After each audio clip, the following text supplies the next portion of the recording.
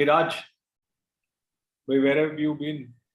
People are asking, there are no posts, nothing from investment release. Where are these guys? What's happening?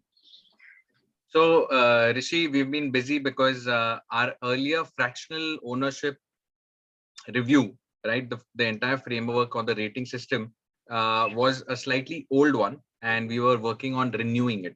So now the new one is called 2.0, which we are now going to share with you. And hopefully, maybe the time that we have not posted probably justifies by the end of this. Please let us know in our comments, and we request you to like, subscribe to our channel, like this video and subscribe to our channel. Hi, this is Raj Shah. Hi, this is Rishi Dedia. We are from Investment Pre-Lease. We help you profit from curated pre-lease proposals. So what I'm going to share now is the new rating system, as we are calling it the 2.0. Now, the reason why we've renewed our or reworked on our rating system is that once we started, we got a lot of feedback, and this is the right time to thank all our investors, our YouTube audience, also asset managers who we sent all these that we were working on, and they were great in terms of all the inputs. We cannot take all their names because that's very large. So whoever's given us inputs, sincere thank you to you, and you know who you are. And of course, even our broker friends, we've sent it to them, and they've sent this to us. So this is a culmination of all of that, and thank you. With that, we'll begin with our review. And as you see, the new changes that we've made, couple of things that you'll see on the screen. One is the deal evaluation criteria. We've made categories now. That's one change. Second is you'll be able to see points that we have given. And on the right hand side, complete extreme right, we've got the old rating system. So if it's a 0 there, which means this is a new category of evaluation that we've added. And as we go along, we'll explain the logic. Whether you agree, disagree, again, please let us know in the comments. So Raj, what's with know your tenant? That's the first category that we want to look into. So what's with the tenant? What's happening with the tenant? So earlier, as know your tenant, it was 1.5. It comes down to 1.25. And tenant is one of the most important criteria. So having the right tenant is very critical, and therefore we've reduced it from 1 to 0.5. But if you see, we've added other few categories of evaluation, which will help us ascertain whether the tenant is let's say different from one another. Let's say, for example, it's connected with the second point, which is whether it's a Fortune 500 global or an Indian Fortune 100, because we earlier had Philips versus SmartWorks versus Puma, right? At that point in time, of course, these are all tenants are great, but we wanted an objective way to differentiate between these, right? So therefore, we've introduced, because the fact is that, as a Fortune 500, there's a certain different level of trust that it brings to the table, right? So that's what. Rishi, what about profitability? So like we always say, Raj, धंधे का सबसे बड़ा holy grail is the profit. धंधे में profit होना चाहिए. So that's the reason we have introduced this particular point as well to assess the tenant. I know this is going to hurt a lot of startups, probably unicorns who are doing amazingly well. But the situation is this, that at the end of the day, finally, if you're not profitable, you're not going to sustain. So just in funding band hua, probably you might not be able in a position to even run the business. So our idea is to ensure that we give a holistic approach to the entire thing, and that's the reason we have given this 0.25, that the business is profitable or not is something that makes a lot of importance. This again gets connected to the next one, that's tenant industry outlook. Here again, we have taken 0.25 away from this. Again, it's not, the emphasis still remains the same. The idea is that we have added few other categories. Tenant industry outlook again plays a very important role. Whether the tenant is in a good industry, healthy industry, whether it is growing, not growing, what's happening in that space, a lot of traction not there. So we again just want to give our little background to that as well, and that's the reason we have retained that particular point as well. Hey Raj, what's with know your asset? Well, like the tenant, asset is also very critical. And if you see, the weightage is not changed. It's 2 earlier, and now it's also 2.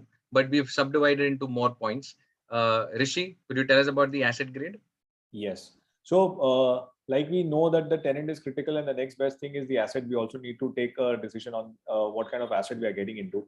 So we should be aware that whether it is a grade A asset, grade B asset, because this is directly impact in terms of our exit and also releasing. For example, the current tenant vacates, we also need to be aware that, okay, what kind of asset we are getting into.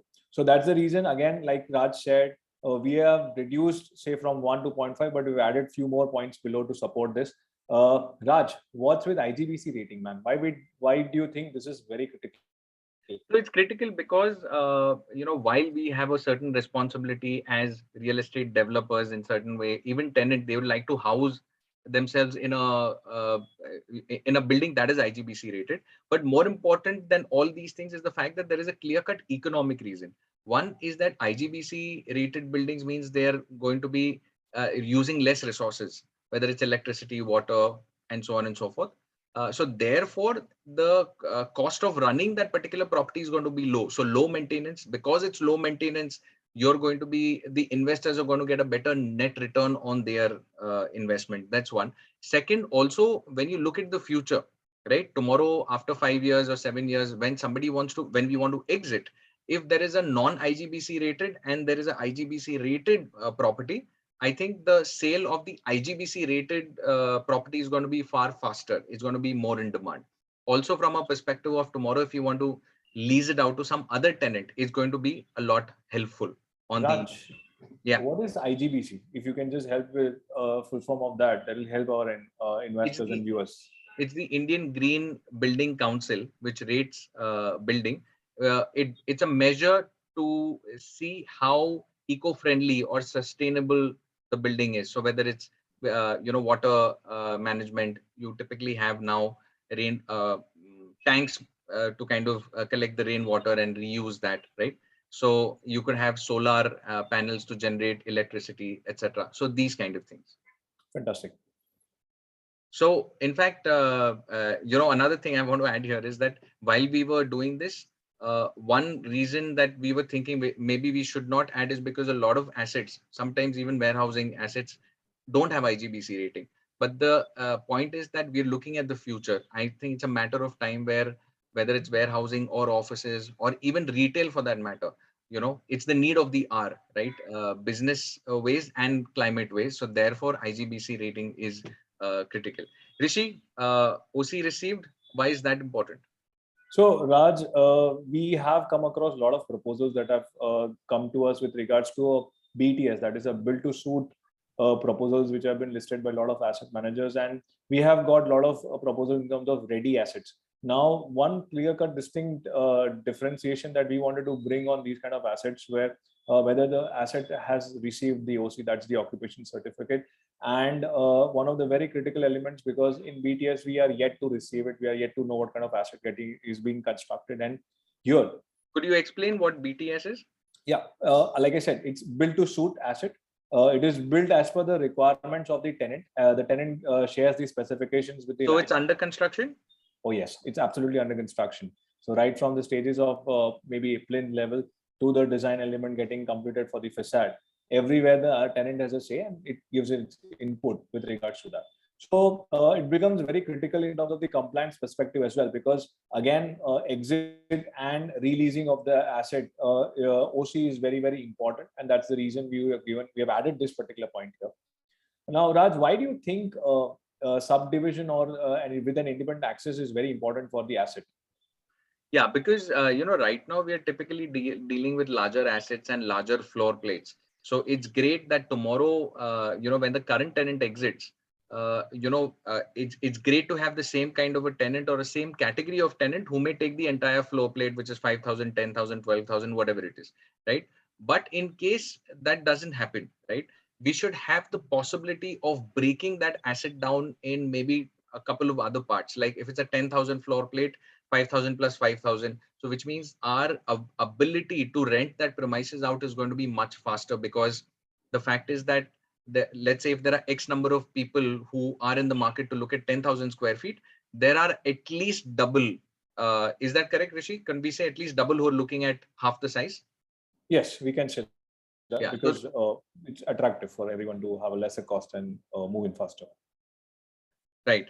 So, therefore, it's important that any property that we take can be subdivided and has independent access to it. Rishi, what about also, Raj? I actually wanted to ask you one more thing. Do you think this is more important from the previous 2 years that we have seen, like pandemic, something like this coming across, and how does that has impacted? So would you want to highlight that as well? Yeah, I definitely, the way we are going, people are doing remote working. They're looking at a decentralized way of operation. So today they may, let's say, for example, have 10,000 square feet. Tomorrow, to make it easier for all their office, teammates, that their offices are closer by, they may decide to reduce the size and take up more space across the city, right? And we all know traffic situation is getting worse, and good talent wants now good facilities also. So from that perspective, it's always great, even from a perspective of retail, when we are doing pre-lease, right? We're always looking that if it's a larger floor, let's say a larger shop, right?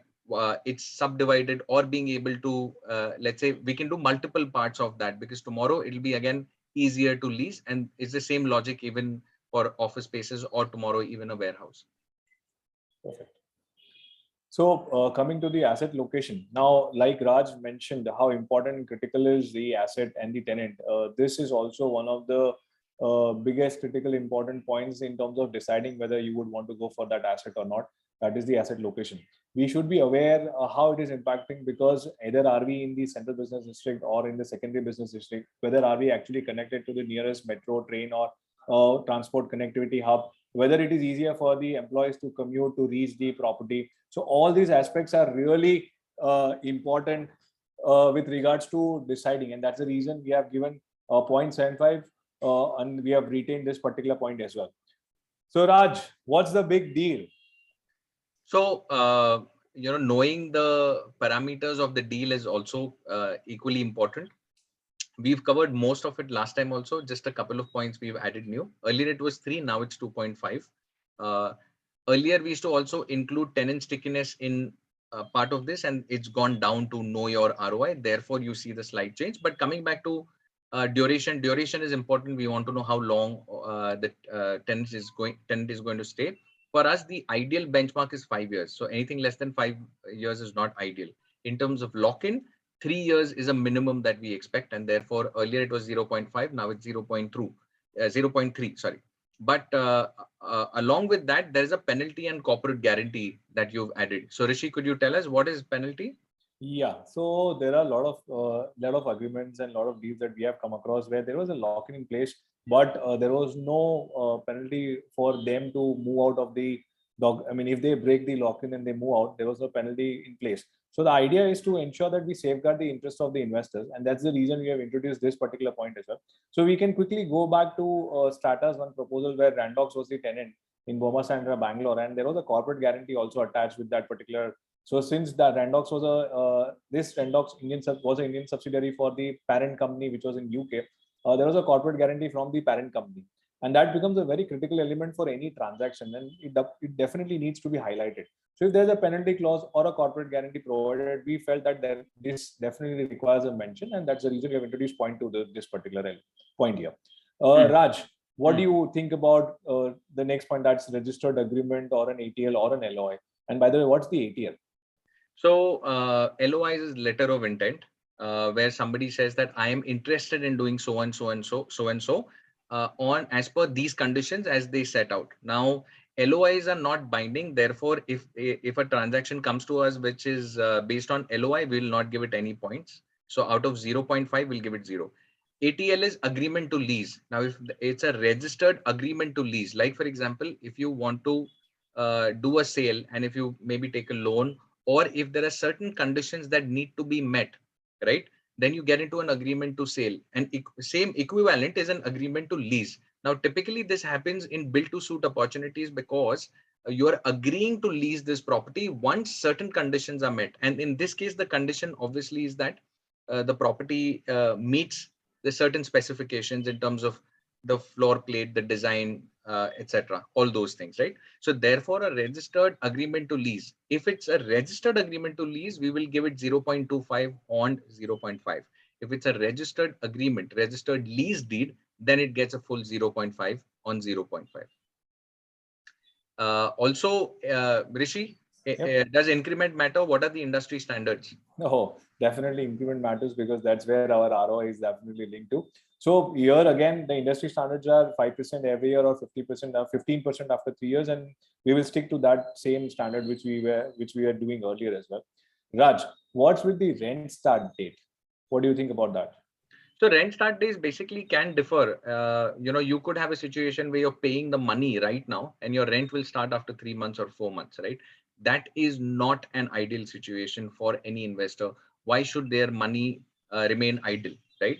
So in some cases, even if it's a build to suit or an under construction property, the developer ends up paying the income, which we are fine with, because ultimately what we need is that our money should not be sitting idle, and it should be getting we should be getting returns. The investors money should be getting returns, right? So therefore rent start date is critical. It should be immediate. If it's not immediate, and when we say immediate, obviously by the time you pay the money, within about 15 odd days, it should ideally start, and that's when you will get the property, or the proposal will get 0.25. Rishi, what is a good deposit to have? So again, like we said, we would want to keep 6 months deposit, 6 months rent as a standard deposit term. Anything lesser than that, probably we will not be giving any points here. We'll be straight away taking the points. We want to that have that standard as 0.25 for 6 months deposit. And if there's not there, it's not meeting the condition, probably we'll take it. Now we understand that this will vary from deal to deal in terms of probably retail or warehousing assets might have a lesser deposit compared to the office assets. But again, like we wanted to maintain certain standards, we are ensuring that 6 months deposit is going to be kept standard here. 0.25 will be given to that. Raj, what do you think with the notice period now? This was not there earlier. Yeah, so notice period we realize is important because again we are dealing with larger floor plates, a larger ticket size. To replace a tenant takes a minimum of 6 months. Of course, if it happens earlier, nobody's complaining. But we feel that the notice period should be about 6 months. If it is 6 months, we give it 0.25. If it's between 3 to 5 months, 0.15. And if it's less than 3 months, then we are not giving it any points because, like we said, it takes time to find a new tenant. We don't want the property to be unoccupied, right? Because that doesn't work from a ROI perspective for the investor. And therefore, we've brought this point out. Rishi, your favorite line and all of India's favorite line, kitna degi ye asset? So could you tell us more about the ROI? Yes. So we Indians are definitely obsessed with kitna deti hai, and we finally come to that by itne paise mein kya milega. So that's the thought, and ROI is basically return on investment. What is the rental yield that you're going to get? Here we have again highlighted that ROI is basically we have taken net average for 3 years. That's the first 3 years. Now the reason behind this is every asset that we have seen getting listed has a trend of getting a top up for the first year, and then the yield dips in the second and the third year if the increment is kicking in after 3 years. So basically, the idea is to understand what is the net yield for the first 3 years. That's where you actually know the crux of the asset, and you know what kind of returns you're going to make. So that's the reason we have kept this 1 point. We have retained it as 1 point for the same what we are doing earlier. Now there are two more points, sub points, which are earlier part of the tenant. Now we have added it here because these are directly impacting the ROI. The tenant stickiness with lower than market rental. Now this is very, very critically important. Understand this, that if the market prevailing rental is rupees 100 and you are getting a tenant which is at 80 rupees and still you're getting a very good deal in terms of your asset, that means this is a kicker deal because once even the increment kicks in, you will not be, you will not be worried about the tenant moving out because tenant is already at par or below the market rentals, and tenant would be continuing to stay in your premises. The second point that we felt that Sorry, Richard, before you continue, I had a question about stickiness. How do you ascertain that it's lower than the market rent? Does the asset manager tell you, or you have other ways also to find out? Oh, yes. So one is, of course, the asset manager is doing his bit. He's definitely ensuring he's comparing with the peers or the adjoining buildings in terms of the tenants that are there. And he'll definitely give you the deck in terms of, or the information that he'll be providing in his deck. But there are ways and means of getting this data ascertained in terms of you have a lot of portals which are sharing or comparing, giving you comparisons. Probably they can give you the comparisons in the same building as well, in the same locality, in the same vicinity, or probably a few blocks away in the same rate, probably 2 to 5 kilometer radius as well, and in the same category of assets. So that can be easily determined, and that's a value add, Raj, that the question that you have addressed this. So do you also speak to other experts in the location, local Oh, experts? absolutely, yes. When we go out in terms of doing our due diligence in terms of the Reiki of the asset, we ensure that we just don't rely on the data that's being presented through the portals or through the asset managers. We ensure that we go out, we talk to the locals, we talk to the local residents out there, people who are dealing in this particular aspect as well. We reach out to locals for getting the right information as to what's prevailing in that particular location.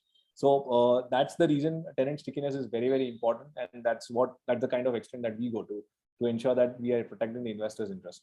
Again, capital expenditure made by the tenant. Now again, for example, simple है दोस्तों, अगर वो पैसा खर्चा करने वाला है तो रहने वाला है ज़्यादा. So he's not going to leave before he actually makes that money out of the business that he's going to do after spending so much. So this is very, very critical, and that's the reason we are giving 0.5 here. Rather, if you can see, we have increased the weightage for both these points compared to earlier. Raj, the next very, very critical thing: know your asset manager. What's your take on this, brother? So earlier we had given it 1 point. Now we've increased it to 2 because everybody, our investors and a lot of inputs, even our YouTube viewers said that why the asset manager is critical, not only because it brings that proposal or the opportunity on the table, but post that, executing and ensuring that the property is in good shape. More importantly, in terms of their ability to find a new buyer for the asset, the exit. If individually somebody wants to exit, how quickly can find a new investor? All these things are very critical, and therefore we've increased the weightage here for the asset manager.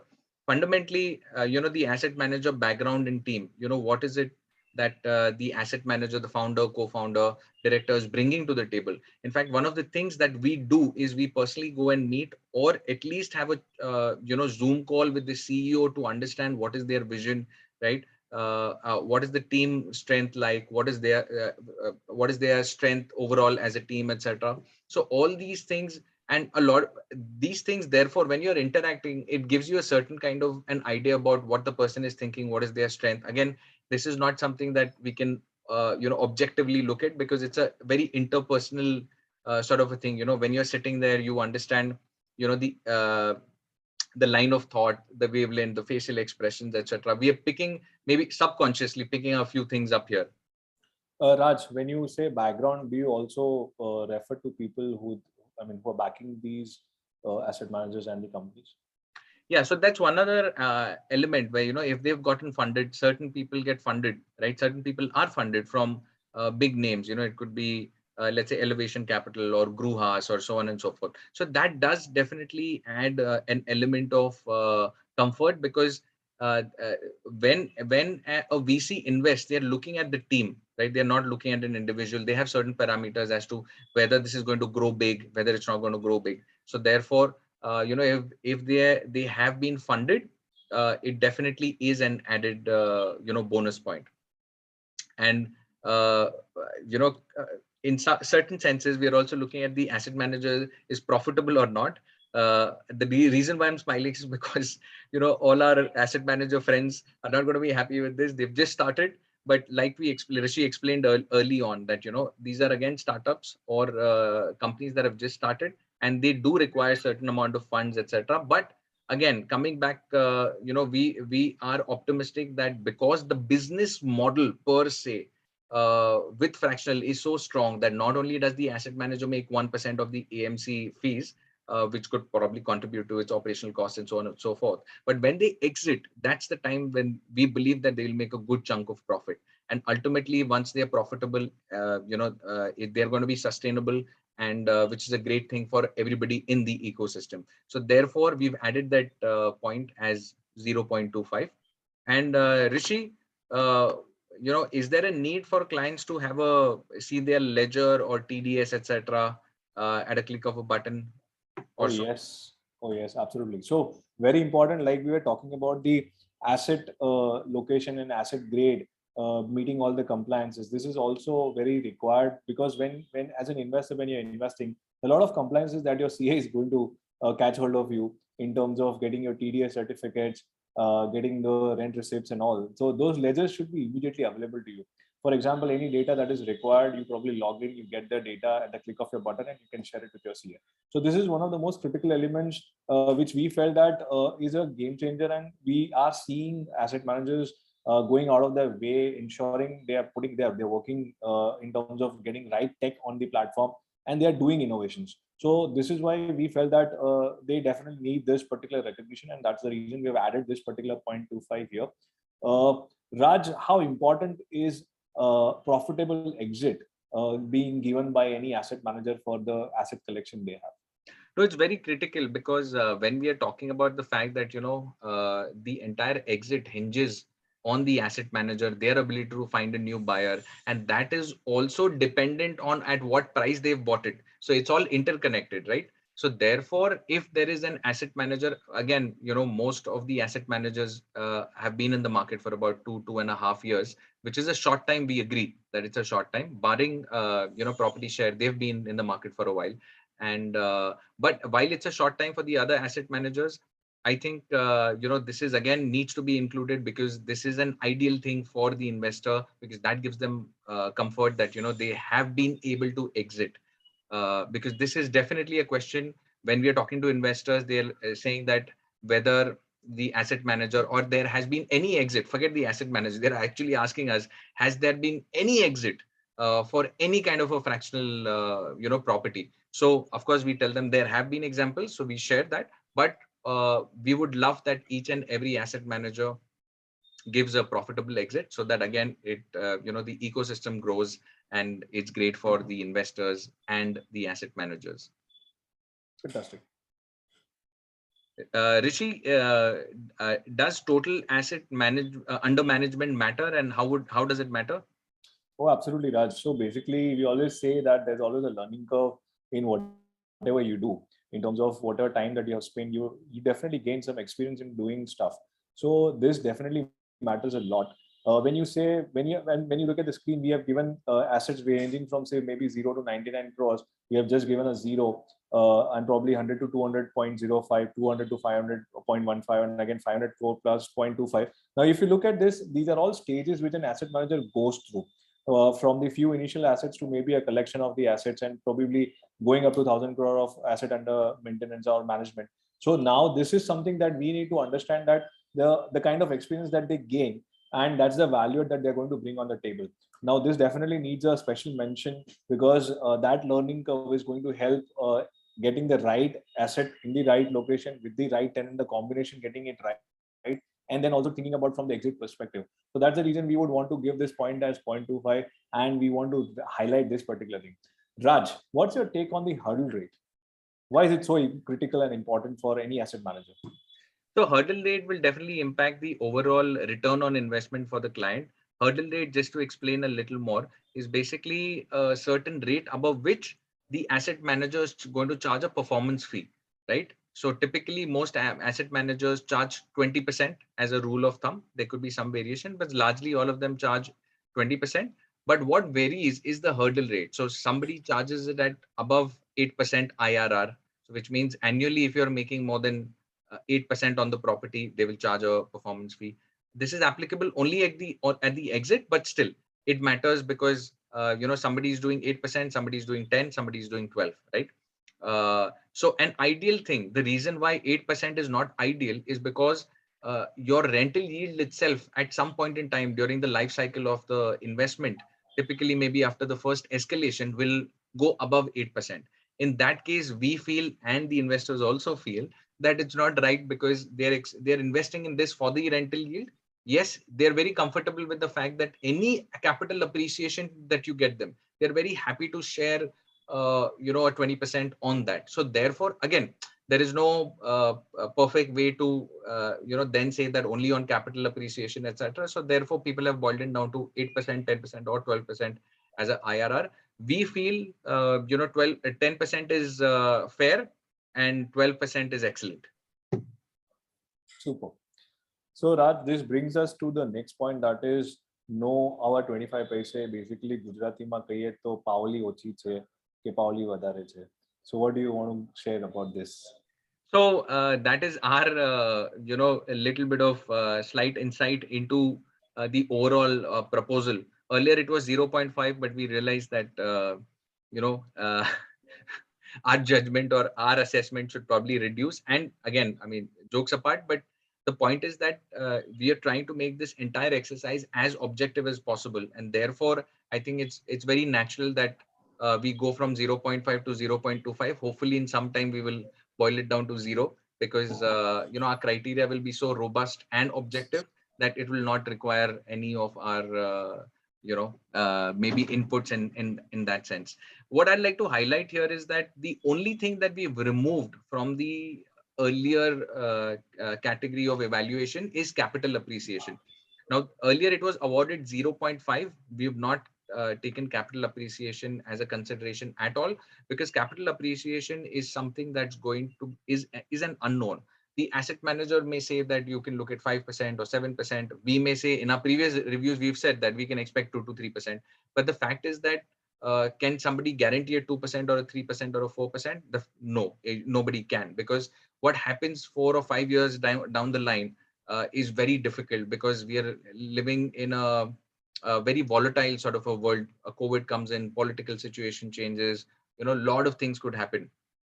International markets, there's a war, right? So everybody knows that we are living in an increasingly volatile world. So therefore, to have that visibility will be very difficult. And to then say that, okay, you may get 2% or 3% is not appropriate, we feel. And therefore, we've removed that. Of course, we do believe that, all the assets that we are, marketing will get some sort of capital appreciation. And we're optimistic about it. But we've removed it because there's no guarantee in some sense, right? So that's it. So with that, our total comes to 10 on 10. Perfect. So again, we would want to highlight, we thank all the people, viewers who have given your inputs, right from the asset managers to our broker friends to the investors, every one of you. We like to thank. And again, you feel that if there is anything that you would guys want to highlight, or probably you might have again missed out on something, we are more than happy and open to receive your feedback, and we'll see how we can incorporate them in future. So look forward to your inputs. Thank you so much. This is Rishi Deria signing off. Thank you. This is Raja. And finally, we are now going to start evaluating all fractional ownership opportunities basis this rating system. So we continue to, like Rishi said, we continue to look forward to your feedback. If you like this, if you agree to certain points, you don't agree to certain points, whatever it is, we'd love to hear your comments, because that's the only way we can grow. So we look forward to that, and we will see you soon. Thank you.